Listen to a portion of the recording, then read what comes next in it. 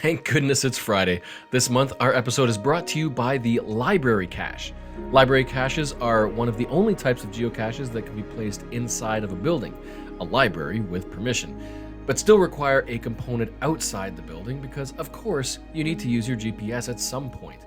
Library caches are usually listed as multi-caches, but could be a letterbox hybrid or a mystery cache, and the best ones get you running around inside the library on a scavenger hunt to figure out how to find the cache. Some of the best are very creative, hollowed-out books hidden on a shelf or between books. They're often very good caches to trade trackable items, but great fun for all ages. This is TGIF Geocaching Radio, a podcast with a monthly dose of geocaching news and adventure, contests and hot topics, and highlighting the many experiences that may await you. And I'm Geoff, aka The Bruce, so stay tuned and let's hang out.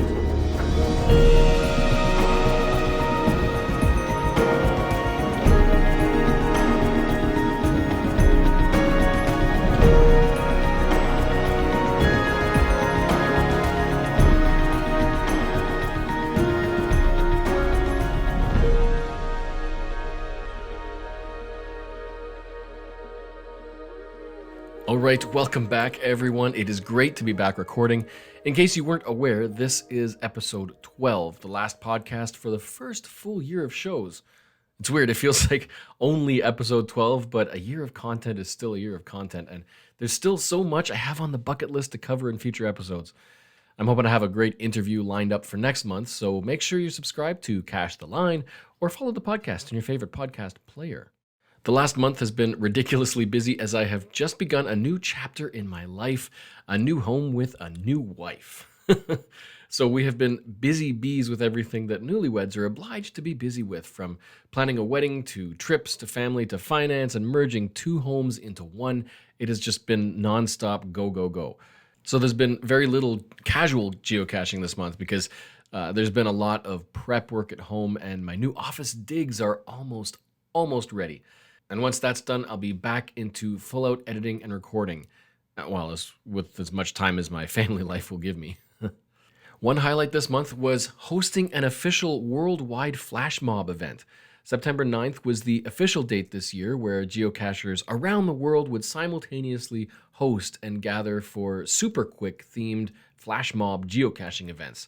You know, the kind where everyone mingles around the area, then at the tick of start time, everyone comes together, making all the bystanders wonder what the heck is going on, and then eventually disperse as fast as the crowd gathered.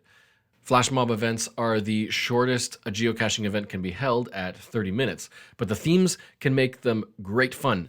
It was Sonny and Sandy at Podcacher who began the trend many years ago, and it's been an annual tradition since. On the recent podcast, they shared some of the great flash mob ideas that people hosted this year. And, well, on September 9th, I held my first, and while it wasn't an activity-driven theme, it was, I think, quite appropriate.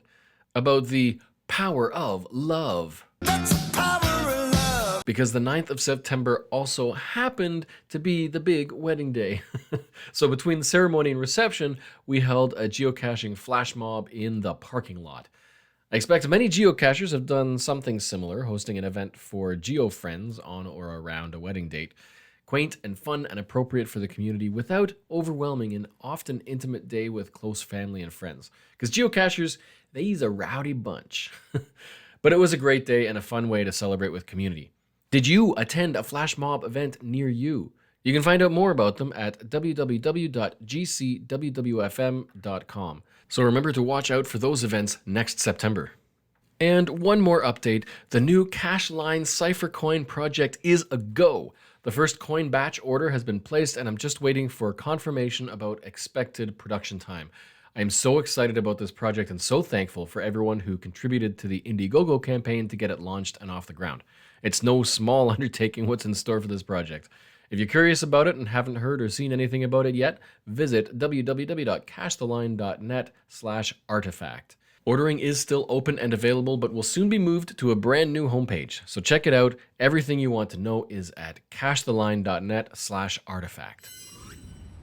So coming up in this episode, we've got adventures, app news, a fun twist on muggles finding caches, journeys that take you to wonders of the world, wonders of GPS coordinates, and through an epic adventure that has set the bar for lonely first to finds. plus some contest updates, a call to superhero arms, listener feedback about trackables, and our good geocaching AI buddy gets a name and meets a very interesting person in his artificial travels. But first, let's dive in to review what's happened this month officially in geocaching from HQ. On September 19th, Geocaching HQ pushed an update to the Adventures mobile app, which now allows you to see other nearby locations from different adventure labs than the one you're currently viewing. If you view and enter one adventure, then view the map of its locations, you may now also see small blue dots within the range of the adventure you're viewing. Those blue dots are quick links to locations in other adventures that are in the vicinity. Tapping one will give you a brief glimpse of the location and then ask if you want to jump over to that adventure to complete that location while you're nearby. Now, the app does keep track of where you came from, so you can back out of the new adventure to the one you were initially targeting. Very convenient. Similarly, in Cachely on iOS, you can search and include adventure locations in the search results, but at this point the search will only return locations that are connected to the source or posted location of any adventure that's returned by the search. But this Adventures app update will show you a location for an adventure that may be posted 600 kilometers away, and that is a very helpful feature. So what do you think of the update? Is this good for adventures? Is it a function you're happy to see added to the app that you'll be using? Comment or email tgif@cacheline.net. It seems to be a relatively slow month in the realm of mega and giga events this month worldwide. There are only 2 listed. First off, we have Going Caching 2023 in Georgia in the US, and that is no insignificant mega event. Every year, this mega event seems to make headlines. That event is on the 7th, and the only other mega event listed in the world for October is also on the 7th in Belgium. It's KGB2. Now, at the time of this recording, there are 2 other events just on September 30th. That's GeoCoinFest in Florida and GeoCoinFest Europe in Austria. So as always, if you are near any of these events, you should really make an effort to attend one.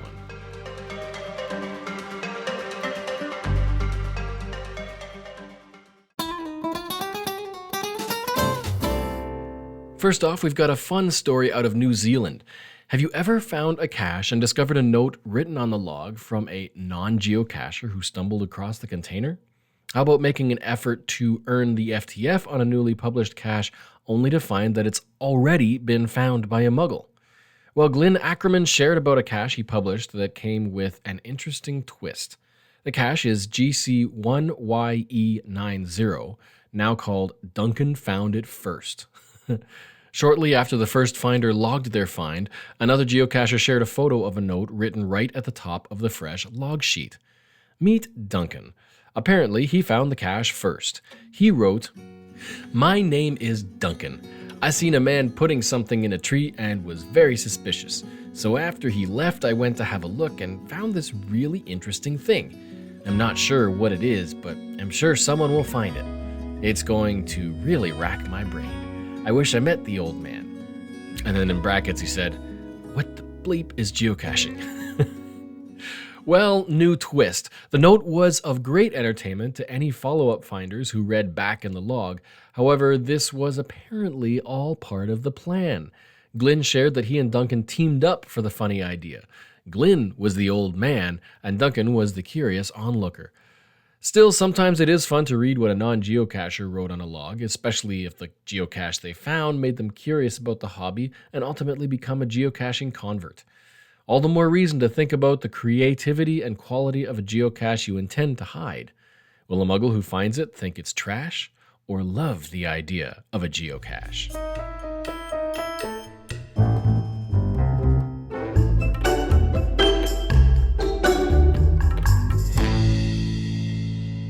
There is an accomplishment that only a handful of people in the world, relatively speaking, are able to complete. And recently, Pete Rowe, aka Funny Nose, shared that he had accomplished this epic task. Over the course of 25 years, he had finally been able to visit each of the 7 wonders of the world. Now, there are 2 sets of wonders in the world. The ancient wonders are places and locations that are essentially no longer in existence, or at least as they were at the height of their existence. Those include the Colossus of Rhodes in Greece, the Lighthouse of Alexandria in Egypt, the Mausoleum at Halicarnassus in Turkey, the Statue of Zeus in Greece, the Temple of Artemis in Turkey, and the Hanging Gardens of Babylon in Iraq, and the Great Pyramid of Giza. But today, the current or new wonders of the modern world are very popular tourist destinations and fantastic sites to visit. Pete shared his excitement for having visited them all, including the Great Wall of China, the Taj Mahal in India, Petra in Jordan, the Colosseum in Italy, Christ the Redeemer in Brazil, Chichen Itza in Mexico, and Machu Picchu in Peru. I can hear you asking right now, but are there geocaches at each of these wonders? Well, let's see. You could meet Mao on the Great Wall at GCKB03. You could finish the Taj Mahal Virtual 3.0 reward cache at GC9P83C. You could find the first cache placed in Jordan near Petra at GC282A. You could take a selfie at the Colosseum at GC7B71Y. And you could see the Christ the Redeemer with open arms at GC891ZY. Or imagine climbing the El Castillo Pyramid in Chichen Itza at GCG9MY. And you could explore the ancient ruins of Machu Picchu at GC7B9HF. All of these GC codes are listed in this episode's show notes. This is just another reason why geocaching is such an amazing hobby. It can take you anywhere on God's green earth. In this case, geocaching once again proves its ability to be a fantastic tour guide. Each of these geocaches are owned by someone local to the area who knows that people are curious about the location and want to visit it and get the most out of it. And if, as geocachers, we're looking for some button, some waypoint to remember along the journey, we can almost certainly rely on the existence of a geocache to get us there, to provide information and guidance for how, and a direct history of first-hand experiences through the log history of others just like us who stopped in to appreciate another spot on the sphere of this planet. And for those of us who may never have a chance to visit every geocache that exists, we can live vicariously through the enjoyment of others who have. Maybe just the existence of a geocache we would love to visit is enough to inspire us to work towards that goal, to make that bucket list of things to do and places to visit, so that one day, perhaps, our horizons will be spread enough to accomplish that goal, just like Pete did. The sky is the limit, and in geocaching, the world is our playground, whether we set foot on every inch or let the bucket list inspire us to push on. And speaking of setting foot on every inch,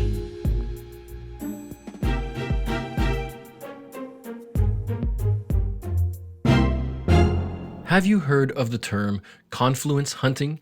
No, you say? Well, here's a quick explanation.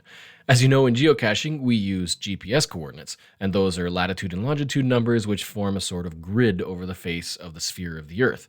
Each of those numbers horizontally and vertically meet at points, the corners of each grid square. The sides of the grid squares can be anywhere from 0.001 degrees latitude to 0.001 degrees longitude to full degrees latitude and longitude.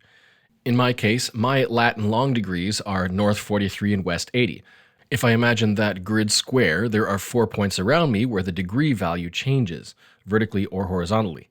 Where coordinates on my device change from, say, north 43, 59.999, west 80, 59.999, over to north 44, 00.000, and west 81, 00.000. Basically, confluence hunting is attempting to stand at any point where GPS numbers roll over to the next major digit. Quite often, those GPS coordinates will land you in the middle of a forest or a swamp or lake, or almost certainly on private property. But occasionally, it's not beyond the realm of possibility to forge your way to some remote location just to see the digits on your GPS tick over to a nice round number. Kind of like watching your car's odometer intensely so you don't miss it roll over to the next 10 or 100,000 marker. Tyrone Shoelaces recently shared an adventure confluence hunting, and he managed to reach the exact location of North 41 and West 84. Congrats for ticking off that marker. He ended up knee-deep in a creek near a bridge to accomplish that feat. Is there a cache there? Well, in this case, sadly there isn't, but there is one nearby at GCM6VW. Now, if you keep your eyes open, you may find a geocache posted at a nearby confluence to you. That means you've got an adventure waiting. An example that's not too extreme in Ontario is GCDF21, called Betwixt and Between. North 45 and West 75 happen to land in a very accessible location. Another, the Elvis Confluence, GC135, is a physical geocache in Virginia, USA, in the Jefferson National Forest at North 37 and West 81. Publicly accessible, but requires a lengthy hike, and it was placed in 2001. Or if you're ever in Thailand, head to North 14 East 101 for a very convenient traditional cache, GC1T9Z3. To see how neat this side activity in geocaching can look, check out the map view of this bookmark list of confluence caches in Europe, BM418CE. These links are all in the show notes for you to explore. If this type of adventure, as Bob Billy, the redneck geocacher, would say, really tickles your biscuits, then visit www.confluence.org and check out all the experiences people have had attempting simply to reach all the major GPS confluence locations around the world. If there's one near you and it is accessible, check the geocaching map and find out if there's a cache there. Go find it and share your adventure with the community. And now, with your mind really imagining what it's like to dive into the thick of it, let's hear the first-hand account of a trio of adventurers who set out to locate the second oldest active unfound geocache in the world.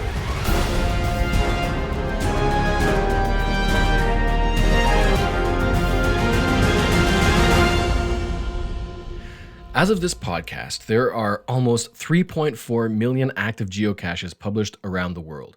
And of those published before 2006, only 4 remain active without a first found it log.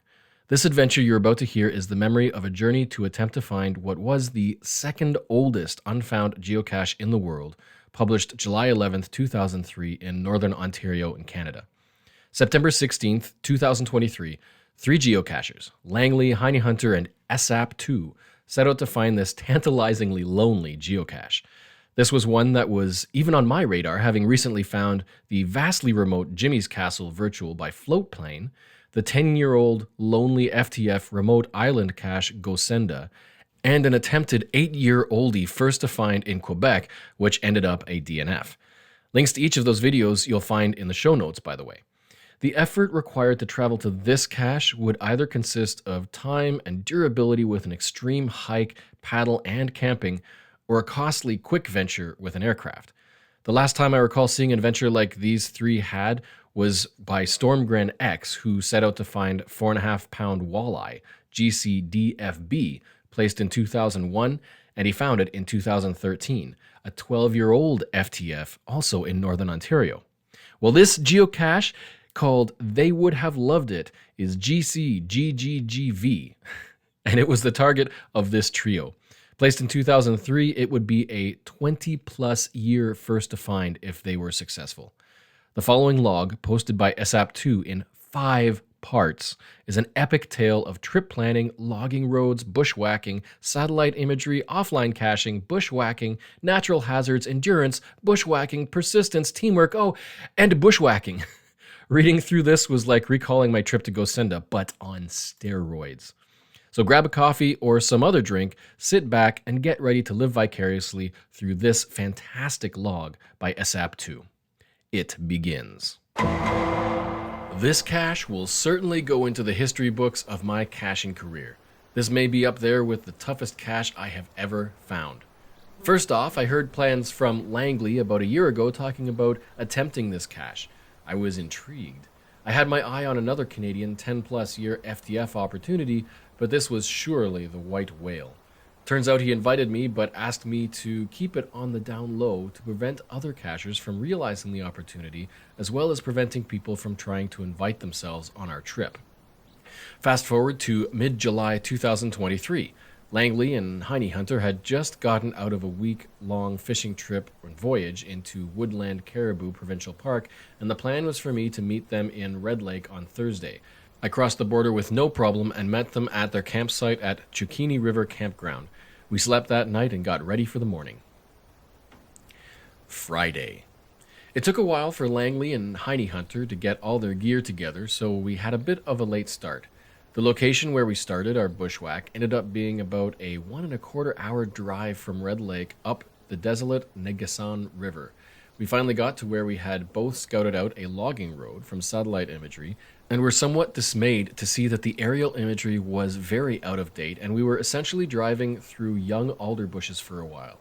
We got to a point where I said I didn't want to drive my truck any further, so I parked it in an old sand pile and hopped on Langley's bumper while his car bushwhacked down the ghost road. About a half mile from where I parked my truck, Langley got stopped by boulders blocking the road. Turns out there was a creek right in front of the boulders, and they were probably placed to prevent people from driving into it. Okay, here starts our bushwhack. Heine Hunter, excited to get started, crossed the creek quickly with the canoe while Langley and I were making sure we had everything we needed packed. He didn't make it too far before stopping as he had lost the old road due to it being too overgrown to follow.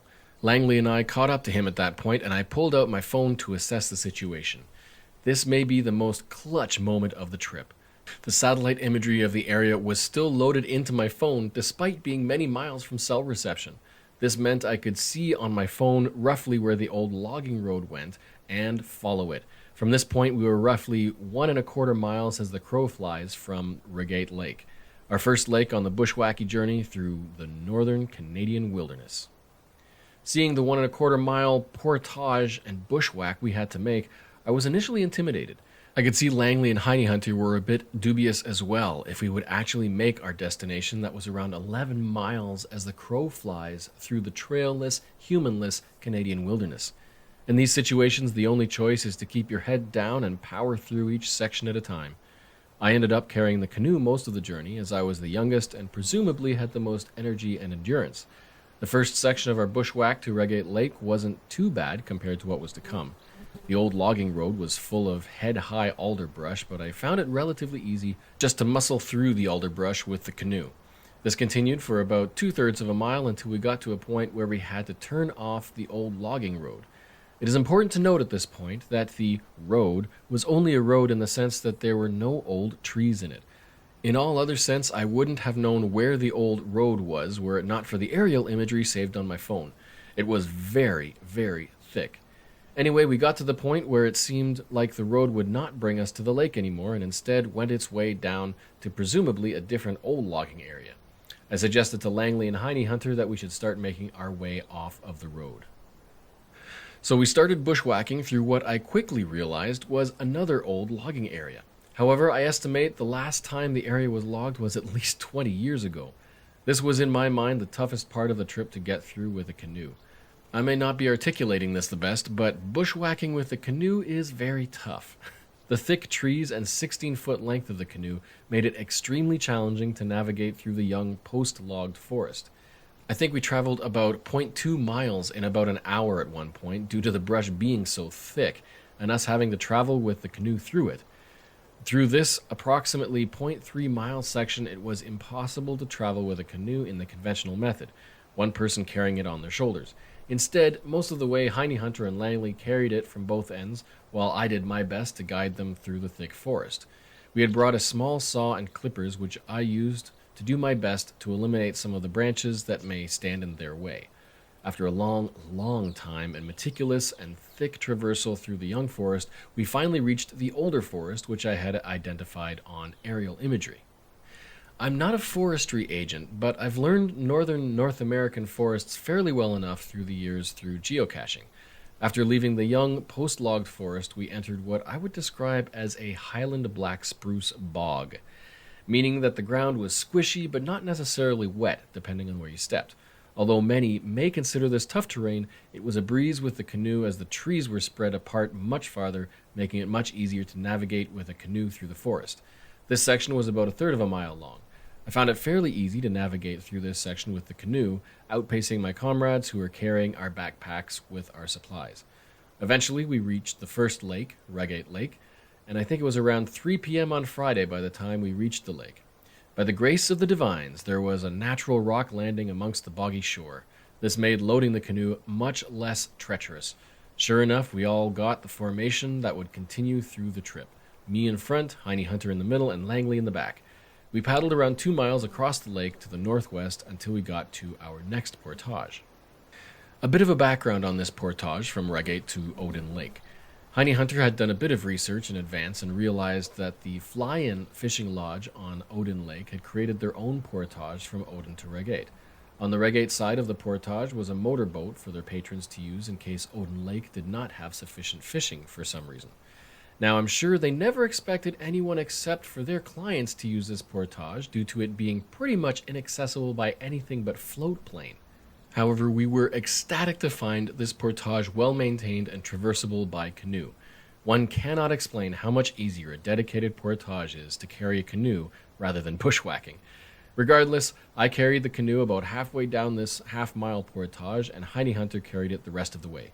We found ourselves on Odin Lake. Odin Lake is a big lake, so it took a while to paddle across.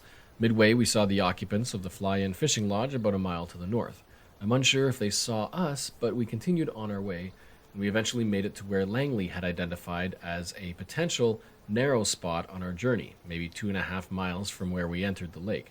It turns out it was navigable by canoe, assuming we used caution, as there were many rocks just under the water threatening to swamp the canoe.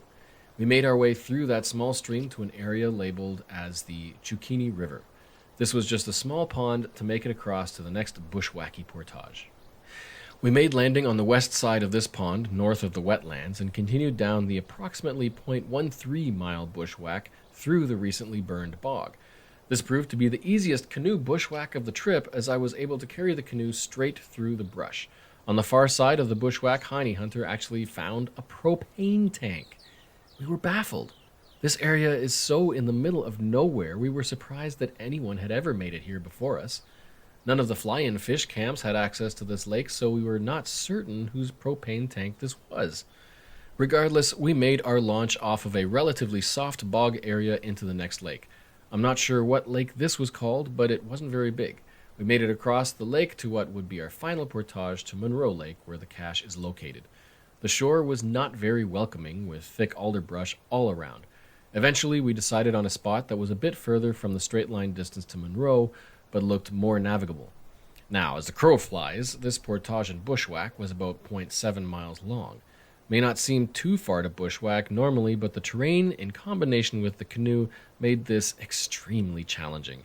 I should also mention that much of this area had been burned in a forest fire not long ago, but some of the low-lying spots were still thick bog.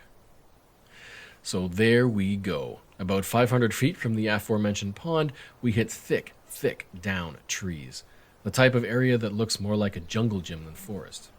This area proved to be equally as bad.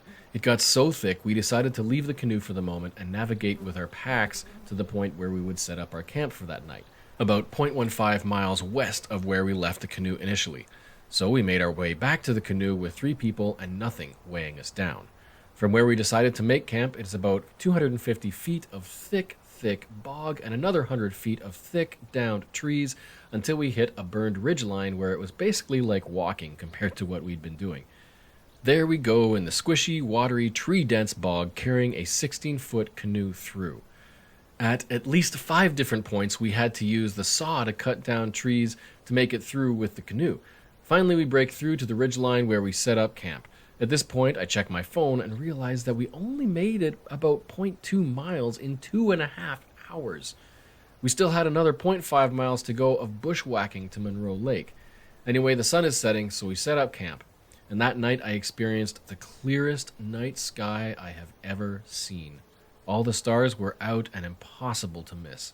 The sheer remoteness of this area means that air pollution is non-existent. Eventually, we all hit the hay and got to sleep.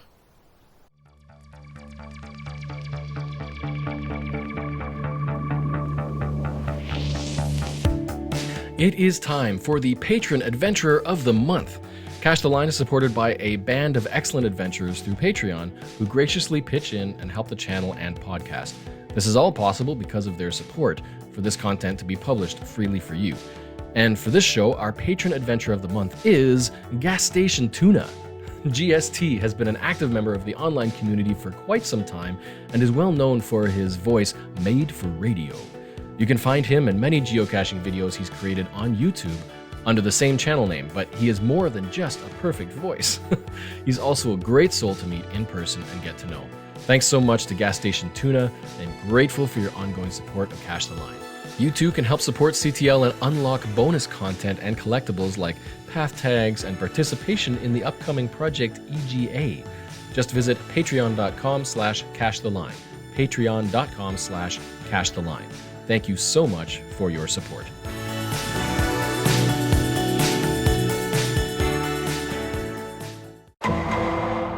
Saturday. I wake up first. I have to admit, at one point during the night, due to my semi-conscious paranoid state, I thought a bear was circling and growling around my tent. What it ended up being is a combination of the wind pushing against my tent and Langley snoring from the tent 20 feet away, a sound that sounds ominously like a bear. Regardless, we all emerge from our tents and prepare for the day. We had a simple breakfast of tortillas and peanut butter and jelly, and we were on our way. I woke up before everyone else and had actually scouted a route through our next bog section. This section was a lowlander bog, but that was actually in our benefit as there were minimal trees in the area due to how wet the area was. I led the group through the bog with the canoe until we hit our next section, an area that I could tell on aerial imagery was mostly burnt. This section was mostly good. The only challenge being the elevation changes. It was essentially a rocky ridgeline with fallen burnt trees to step over everywhere. I much preferred this area compared to what we had encountered earlier, as most of the trees were down, making it easier to walk through the area with a canoe. I should mention that from our campsite to Monroe Lake was about a half-mile long. We made good time through this rocky burnt section until we got close to Monroe Lake. We suddenly had to descend a cliff and then traverse through a thick alderbrush section for another 500 feet until we hit the lake. I put down the canoe and we had to go one on each end for a while, especially to lower the canoe down the cliff. I was also trying to follow game trails through the brush in this section and accidentally led us astray a bit further north than what we needed to go. We eventually realized our mistake and beelined it to the lake. This landing may have been the most challenging of the trip. The entire north side of Monroe Lake was surrounded by floating wet bog, which meant that launching a canoe into it would be challenging. Eventually, we managed to get our packs and ourselves in the canoe and make our way out on the lake. We didn't make it far before we encountered a beaver dam, meaning we had to portage once again over the beaver dam into the main lake. The rocks proved tricky in this area, and it took a bit of planning before we all safely made it into the canoe. From here, we were in the home stretch. I wasn't paying super close attention to the distance, but I think it was about 2.5 miles as the crow flies from the beaver dam to the cache. Off we go, across a relatively big lake. We spotted the fly-in fish camp on the island in the middle of our journey. We weren't sure if there was anybody home as we didn't see any movement. Regardless, we continued pretty close to the farthest point of the lake on the south end before we saw a picturesque rock face that was the telltale sign of the cache location. Indeed, we landed and navigated our way to GZ. I think Langley spotted the telltale beverage left by the CO earlier this year, an old weathered can of Labatt's on top of a boulder. I made my way to the boulder and quickly spotted the cache. Sweet! This is what we came all these miles for.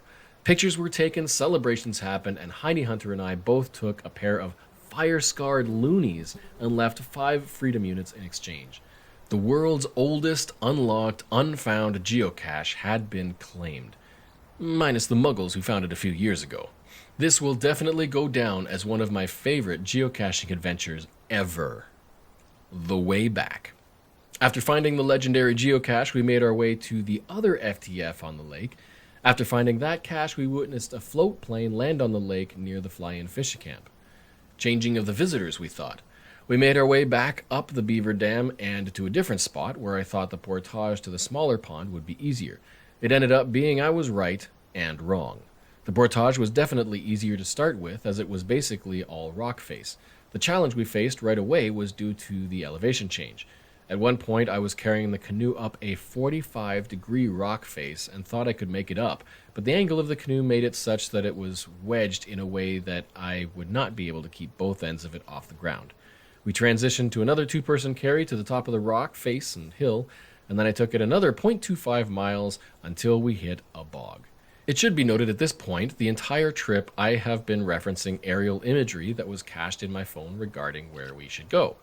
The challenge that I faced is that we were so remote that at the time my phone had difficulty with GPS reception. This was an instance of this. I led us too far south straight into a boggy area. Probably my biggest navigational mistake of the trip. After realizing this, we detoured approximately 400 feet to the north along the rock face and tried to find our way back to the way we initially came through the area. Eventually, we found it and made it back to where we camped last night. From here, we gathered our supplies we had left before finding the cache today and started back to the unnamed small pond. However, this time, we had the wisdom to beeline straight to the pond instead of dealing with all the boggy forest like we did the day prior. This was such a good decision. The area that took us so long to travel yesterday became a breeze. We were quickly on the lake again and made it quickly through the next 0.13 mile bushwhack through to the Chikini River and on to Odin Lake. At this point, we were all wondering if we could get back to the cars today. We hustled across Odin Lake to the dedicated portage by the fishing camp that I mentioned earlier. Honey Hunter handled this portage so I would have the strength to carry the canoe the final 1.25 miles once we land at the other side of Regate Lake. We cruised across Regate Lake until we got to where we had launched from the day before. 1.25 miles as the crow flies to the car from here. We flew through the old growth forest, and next up was the 0.3 mile section of thick young forest. Fortunately, we had found what we thought were traces of a road on the way out. I decided that no matter how thick traces of the road got, we should try and muscle through it. And that's what we did, and it ended up being the best decision of the trip. There were times where we were just looking at solid pine walls, but shoved the canoe through the young trees, bending them to the side as we went. My theory was, though, that we knew that there was a road there maybe 30 years ago, and so none of the trees could be that thick. Eventually it got too dark to see without lights. I was lended the brightest light to lead the way with the canoe through the brush. We finally broke through the young growth forest back onto the old overgrown road that we had started on the day prior. I still have aerial imagery cached into my phone at this point, as I had never turned off my phone this entire trip to keep it. This proved to be a game changer, and off we went. It was pitch black. I was leading the pack, carrying the canoe through 8-foot-high alder brushes along the old roadbed. I can't really explain how it looked from my point of view, but all I could see was alder leaves and the canoe above me. No night sky, no open ground. I channeled my inner moose and just mowed and brooded through the bushes in the dark, frequently checking aerial imagery to make sure I was still on the roadbed. The distance kept dropping, and finally we were 750 feet away, and I dropped the canoe, waiting for Langley and Honey Hunter to catch up, watching their headlamps bob in the darkness. This was the final stretch. We finally made it back to the creek, and Langley's car was just across it. We got across and drove right up the road to camp for the night. I woke up in the morning and my truck said it was 33 degrees Fahrenheit. Pretty chilly for mid-September. All in all, thanks so much for placing this cache. I love the adventures that geocaching takes us on, and this one sure did not disappoint. My shoulders may never be the same after lugging the canoe all that way, but at least I have a great story. Also, many thanks to my comrades of Honey Hunter and Langley. I may have took a lot of the physical challenge of carrying the canoe, but they are the older, more experienced outdoorsmen with all the gear and know-how. Not to mention that Langley is the reason why I knew about this cache in the first place. This was a cache of a lifetime. I will not soon forget it. Langley, Honey Hunter, and SAP2, congratulations on the amazing find, and thank you for sharing such a wild adventure. That now leaves 4 unfounded geocaches published prior to 2006. In British Columbia, GCQMXW from 2005. In Tunisia, GCN932, also from 2005. In Alaska, GCJ3WC from 2004. And the oldest unfound and probably going to outlast the others, the Rainbow Hydrothermal Vents GCG822 in the middle of the North Atlantic Ocean, 2.3 kilometers below sea level, placed in 2002. Who on earth is going to FTF that one?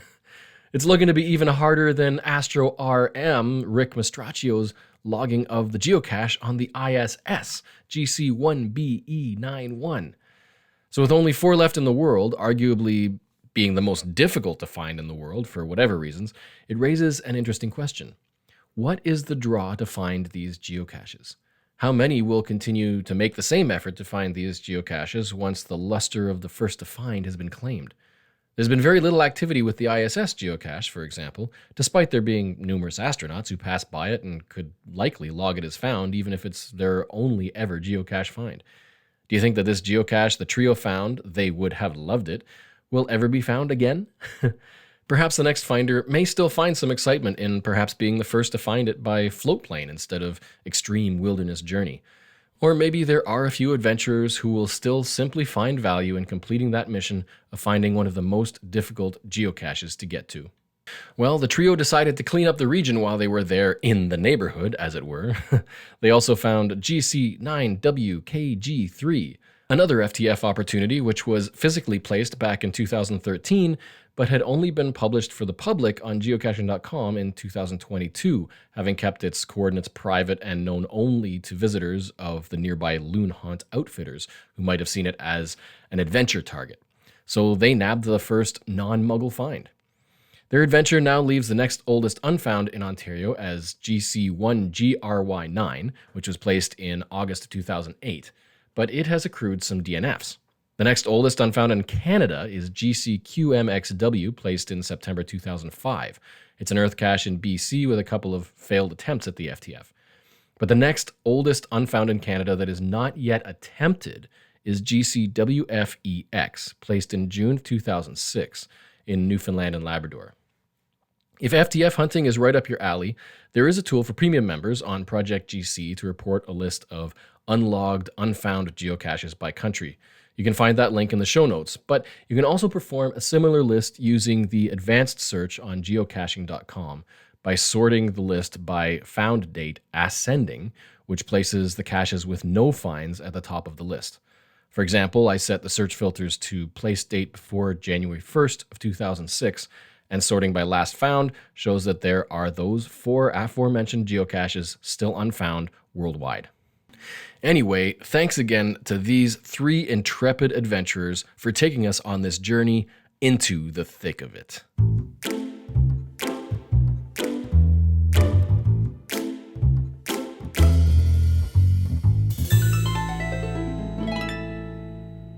In the past bunch of episodes, we have been hearing about artificial geocaching adventures from an AI buddy of ours. It's gone on adventures, learned about the activity, met people along the way, artificially of course, but it's never been given or chosen a name. AIs need names. Microsoft's AI is now called Copilot. Opera's browsers is called Aria. We could also consider Cortana, Alexa, Siri, and more. Well, each episode I've been asking you if you have ideas for a name for our AI geocaching buddy, and if you sent in a name idea that's chosen, I would send you not 1, but 2 Cache the Line pens. Well, to close out the first year of TGIF podcasts, the AI geocacher has been given a name. Henceforth, our AI buddy will be called George. George? George likes taking us on and telling us about adventures in geocaching. And for the name, we can thank longtime Cache the Line patron Nunavut Taidy for the inspiration. Paul, you can expect 2 pens in your next mailing. To honor George with his christening, let's ask him something. Hey George, can you tell us a story about the most interesting geocacher you met while you were out finding a geocache? Let me regale you with a tale of the most intriguing geocacher I ever had the pleasure of crossing paths with during my extensive travels. We'll call this remarkable individual Wanderer of Wonders. I first encountered Wanderer of Wonders in a remote corner of the Scottish Highlands, where the mist hung low over ancient glens and the call of the red deer echoed through the valleys. I was on a solo geocaching expedition attempting to tackle a particularly elusive cache hidden amongst the rugged terrain. The coordinates led me to a stone circle, but the cache remained frustratingly out of reach. As I pondered my next move, a figure emerged from the mist, a wizened soul who seemed to materialize like a Highland ghost. Wanderer of Wonders was a sight to behold. Dressed in layers of weathered tweed and adorned with trinkets from around the world, each with its own geocaching tale to tell. With an air of mystery and wisdom, Wanderer of Wonders introduced herself as a geocacher of legendary renown. She spoke of geocaching adventures on every continent, from the frigid expanses of Antarctica to the dense jungles of Borneo. Her stories were like treasure troves of knowledge filled with harrowing escapades, bizarre cache containers, and heartwarming encounters with fellow seekers. But what set Wanderer of Wonders apart was her unique approach to geocaching. She didn't merely seek caches. She transformed each find into an artful experience, from creating intricate puzzle caches that enlightened even the brightest minds to leaving behind beautifully handcrafted trinkets as cache swag. Wanderer of Wonders elevated geocaching to an art form. That day in the Scottish Highlands, Wanderer of Wonders guided me to the elusive cache with a twinkle in her eye, a knowing smile, and a glimpse at a life that would amaze even Bilbo Baggins. It was not just the discovery of a cache, but a lesson in the magic of geocaching. Our paths crossed several more times in the years that followed, each encounter revealing a new facet of her remarkable geocaching journey. Wanderer of Wonders taught me that geocaching was not just about finding containers in hidden places. It was about unlocking the hidden wonders of the world, sharing stories, and leaving a bit of magic behind for the next adventurer. In the end, Wanderer of Wonders vanished into the mists of geocaching history, but her spirit lives on in the hearts of those who had the privilege of meeting her. They were and remain an embodiment of the enchanting, adventurous spirit of geocaching, a true Wanderer of Wonders.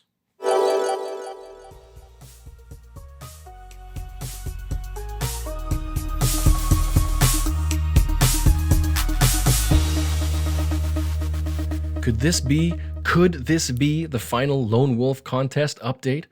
Here is the contest rundown if you're not yet in the know. 2 years ago, I traveled to a remote cachel. I actually like that. Cashel. 2 years ago, yes, I traveled to a remote castle in Northern Ontario, joined by Cache Canada and a few other local friends. I published a video series highlighting a number of geocaches found along the way. Hidden in that series is your chance to become one of 50 people to win a very special prize. There's an exclusive, extremely limited path tag and swag in it for you, which has partly been revealed in the Cacheline Cyphercoin campaign page on Indiegogo. This prize is part of codename Project EGA. It's something I've been working on for a few years now, and a brand new geocaching game is almost ready to be revealed. Follow Cache the Line on social media if you don't want to miss any upcoming teasers. Patrons are already in the loop and periodically gain exclusive sneak peeks of the game in development. Expanded playtesting is coming soon, so if you'd like to win one of those 50 exclusive prizes that will enhance the game, then here's what you've got to do. Visit the Lone Wolf Legacy video playlist on YouTube that you can find at cachetheline.net/lonewolf and watch for 11 special words that are highlighted by a smiley face in all but one of the videos. Once you've got them all, string them together and visit cachetheline.net/ and then append that string of words with no spaces or punctuation and follow the instructions there. The contest won't end until all 50 slots are claimed, and there are only a few spots left to be claimed. You can find the instructions also listed in the show notes and on the Lone Wolf video playlist. I'm expecting to finally reveal the game later this year, and I'm excited for the day you'll get to see it in full. September saw the first Operation Worldwide Cache Hide. On the 19th, a new project helmed by Nancy of the Deadliest Cachers and GeocachingCentral.com prompted people to hide pirate-themed geocaches around the world to be published on Saturday the 19th. Reports are that 133 geocaches were published across 7 countries. Not bad for a first call to action. Well, we're not done yet. The next Operation Worldwide Cache Hide has been presented to the world, and the next theme is superheroes.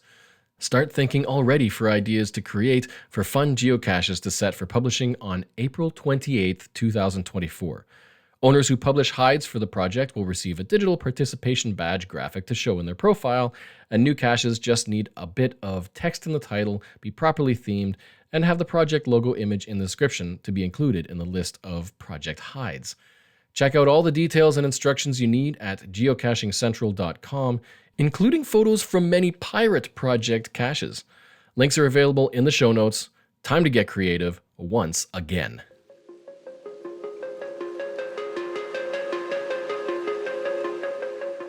Let's head over to this month's Cachely Corner.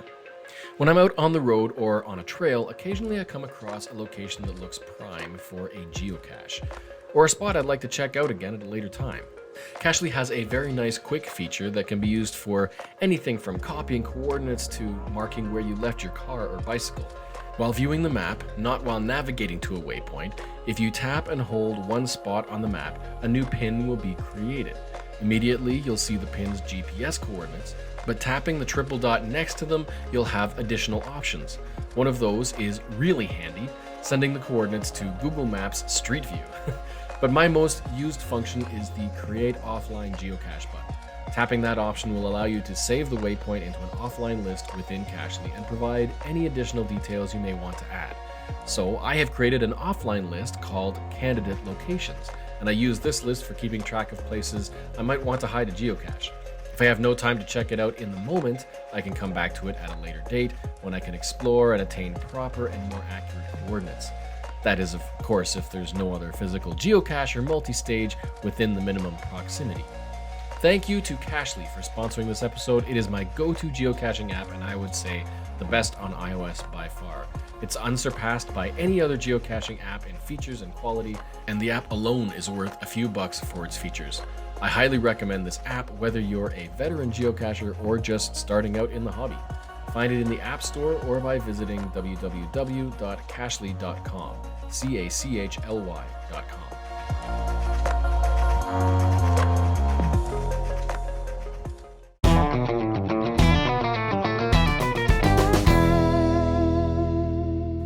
It's great to receive feedback and comments from you in the community, and recently one arrived from Limax, and this is what he wrote. Your segment on trackables struck a chord with me. I recently had 2 travel bugs in my inventory that had different stories and goals and had 2 different fates. The first one, called Daddy's Travels, I picked up in a cache in the Sierras in July 2019. The cache was waterlogged and the picture that was attached to the tag was not in great shape, and the chain holding the tag was broken. I contacted the owner of the cache to get a copy of the photo and see about restoring it. Unfortunately, that took me longer than intended. With the help of my girlfriend, Pifflebear, we laminated a new copy of the picture and restored the chain. I took it to Geo Woodstock with me in Canada and dropped it off, and it is still traveling. The second one, Purple Pin, was a bowling pin bank that I picked up at an event in the San Francisco Bay Area in August 2018 because nobody wanted it. I proceeded to have a lot of fun with it and took lots of photos with it at different locations. Pifflebear even made a Santa hat for it for Christmas time. I also dropped it off at Geo Woodstock. A few days later, on the 21st of August, it was placed in a travel bug hotel and hasn't moved since. It just shows how travel bugs get treated differently, even though both of these want to travel. Yeah, we take big risks when we send out a travel bug or a geocoin to forage its way out in the world. It really is a community and teamwork thing to see the life of the travel bug extended as it's moved from cache to cache. Everyone who picks one up isn't just moving junk from one container to another. They're becoming a part of its story, its life, the line it makes from cache to cache, event to event, and stop to stop, which you can view on the Travel Bug's webpage map. So please, if you do spot a travel bug or trackable item in a geocache, remember that it has an owner and quite often a goal. But almost every trackable item wants to visit geocaches and have photos taken. So have fun with them. Double check that your plans won't contradict the travel bug's goal, and if not, feel free to pick it up. Log that you picked it up, and then drop it off somewhere in a relatively timely manner. Its owner will be happy, and probably cache owners as well, so the cache you drop it in doesn't become its grave, the last place it was ever seen. Or if travel bugs aren't your thing, then there's no harm in just leaving them where they're at until someone else comes along to help it continue on its journey. If you have any adventures you'd like to share on the show, I'd love to hear from you. If you have any comments, funny stories, milestones, accomplishments, rants, and adventures to share, please email tgif@cachetheline.net or phone one in by calling to leave a message at cachetheline.net/POI. Links and references mentioned in this episode can be found in the show notes linked in the description. Thanks for listening, and please remember to give this show a thumbs up or a positive review. If you'd like to join the band of excellent adventurers who help support Cache the Line, please find us on Patreon or by visiting cachetheline.net/Patreon. You too can support for as little as a cup of coffee per month or with a discount by the year and get bonus swag and access to exclusive content. See you next month with more exploration into the wide world of excellent geocaching adventures. Please subscribe, follow, share with your friends, and comment wherever you're able. And as always, happy caching and excellent adventure.